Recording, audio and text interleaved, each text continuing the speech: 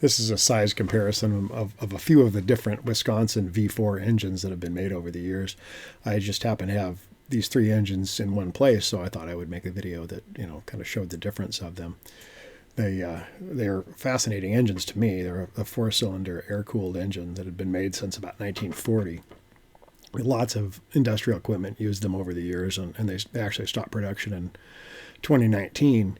So they were on concrete saws and stuff that were made not that long ago. But they made a bunch of different engines over the years, and small ones, large ones, single cylinders, and several different models of the four-cylinder. I'm just covering these three, but I just, you can see the physical size difference, and then I'll weigh them, and you can see the weight difference. These things range from 107 cubic inches for the small one, 148 cubic inches for the medium size, and 255 cubic inches for the large VR4D engine.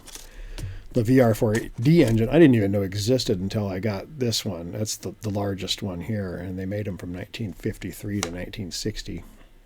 I guess they were a predecessor to the V465D, which is an overhead valve engine. But if you have a piece of farm equipment, or an old Bobcat, it could likely have one of these engines in it. So, like I say, they've always fascinated me ever since I was a little kid. They're little four-cylinder, air-cooled, just an interesting engine. And I guess they were pretty good engines. I mean, they've made them for a long time, and some people have a little bit of a bad opinion of them because, I think by the time they get them, they've been used to death. They're worn out.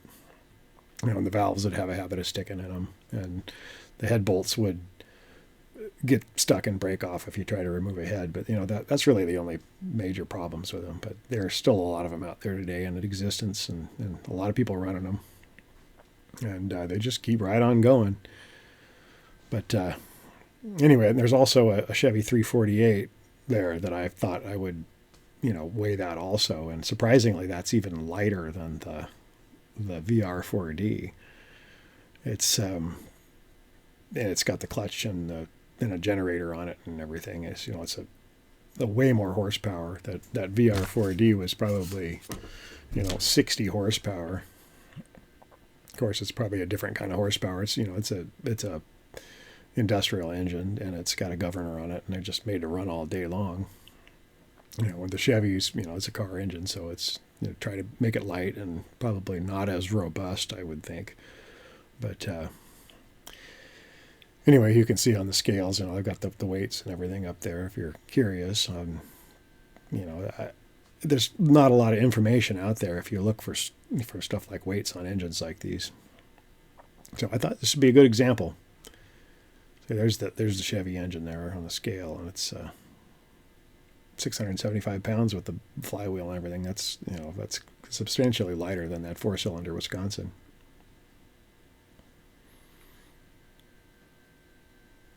The 348s are interesting engines too. I like all engines basically. They're just anything mechanical I think is really cool. But here's its side valve engine is basically what they call a flathead. It's got the valves next to the piston and the combustion chamber in the head. It's an old design, but it's pretty reliable and low compression, not terribly efficient. Air-cooled cylinders and a big fan on the front of the motor that blows air over the whole thing. It circulates air to cool it off, kind of like a Volkswagen engine.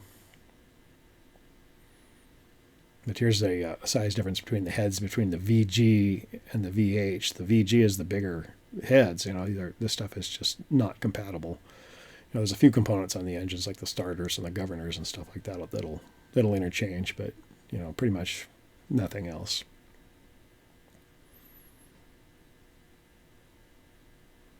You can see the configuration of these engines. It's kind of fascinating. They're complicated, but they're at the same time they're not really. It's like an overgrown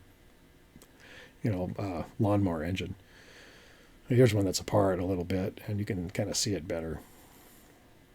This engine's just going to get parted out, but so I started taking it apart, and it's been used pretty well. But anyway, that's it. Hope that was interesting for you.